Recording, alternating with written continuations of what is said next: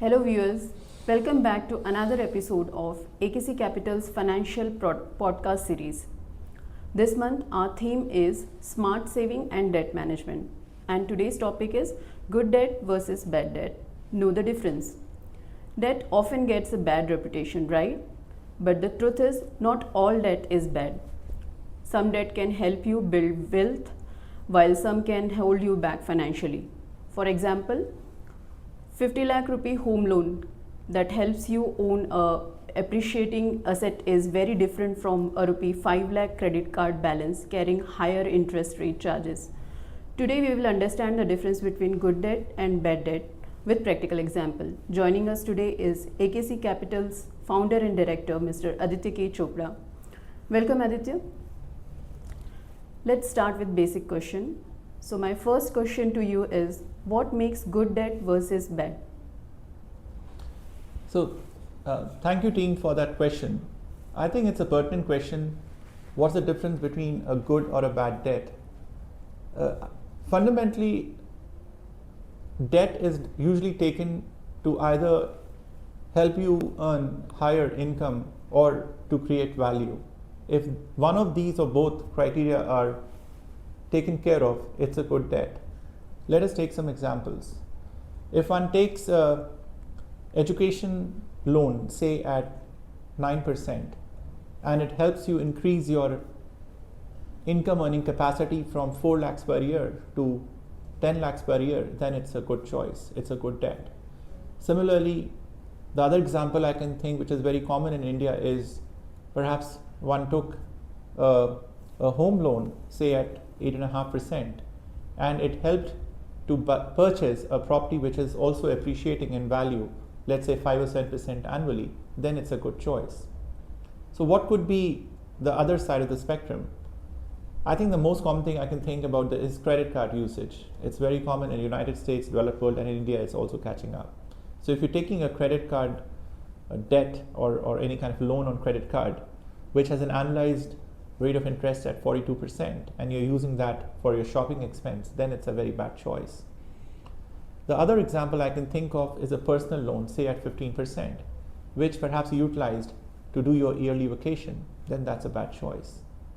So these examples clearly differentiate between good and bad debt. So I would say that if it's creating value or helping you increase earning capacity, then it's a good choice. My next question to you is, can you show us the real wealth difference with numbers? Well, that's a good question.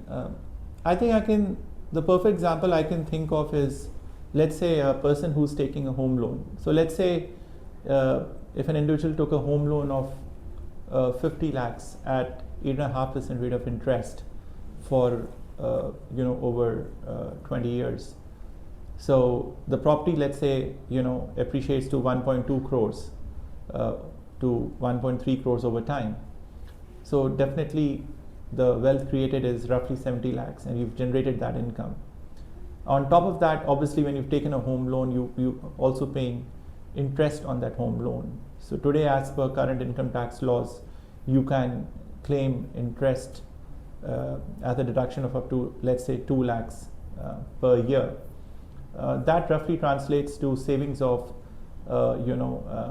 60,000 annually, and when you kind of extrapolate that over 20 years, that doubles up to around 12 lakhs in tax savings. The other side of the example could be an individual who took a personal loan, say of 5 lakhs at a rate of interest of 15%. So over 5 years, you end up paying interest of roughly close to I would say 2.1 lakhs roughly. And when you look at both these choices, it clearly in the second choice there is no asset which has been created, so your net value which you created is actually zero.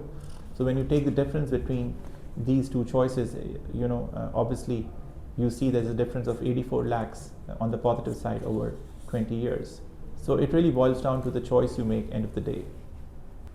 My question to you, Aditya, what does research show about debt and long-term net worth? Well, that's a very good question. how are debt choices related to long-term net worth? So we've seen studies statistically conducted over a longer period of time, and there seems to be a strong correlation to this. Let me take an example, right? So if an individual or a set of people took or made the right debt choices, maybe took an education loan or say a home loan, which is for a better cause, then over an extended period of time, by the time they were age 40, their net worth was actually around 1.5 to 2 crores. At the same time, the people who made the bad debt choices, say took a credit card loan which is at a very high rate of interest of say 42%, or I can think of taking a personal loan at a very high interest rate of 15 to 16%, had an average net worth of 30 to 50 lakhs. So you see, when you look at this data points, same set of salary incomes and the same period of time, and there's a huge difference in the amount of net worth which gets created, and the difference typically is in the range of 1 to 1.5 crores. So it really boils down to the choices you make, and the right choices or the right kind of debt would help you build long-term net worth, creating value. Thank you, Aditya. That brings us to the final question of the episode. Many viewers may be thinking, I already had a bad rate. What should I do now, and how I can fix it? Well, I think, thanks Shweta for bringing forth that question. I think if you have a bad debt, what can we do about it? I think it just boils down to your prioritization and categorization of your debt. I would say the first thing one should be looking at is your credit card debt, because typically that comes at a very high interest rate of 42%. So you would want to prioritize and make sure that you close this as quickly as possible or upfront, and close this upfront, because that would then help you to retire this high cost debt. At the second priority probably you could look at is your debt, which could be probably an account for personal loan, and this typically comes at a very high rate of interest at an average of 15 to 16%, and you would then want to redirect some of your savings to start paring down or closing this eventually. To understand that in a deeper perspective, when you're making investments, let's say through an SIP mode or lump sum, so equities on a long term say give you 12% CAGR growth, and if your interest cost or the interest which you're paying on on a very high cost debt which you've taken, typically the interest rate, if let's say if it's 15%, then you are actually losing 3% net every year.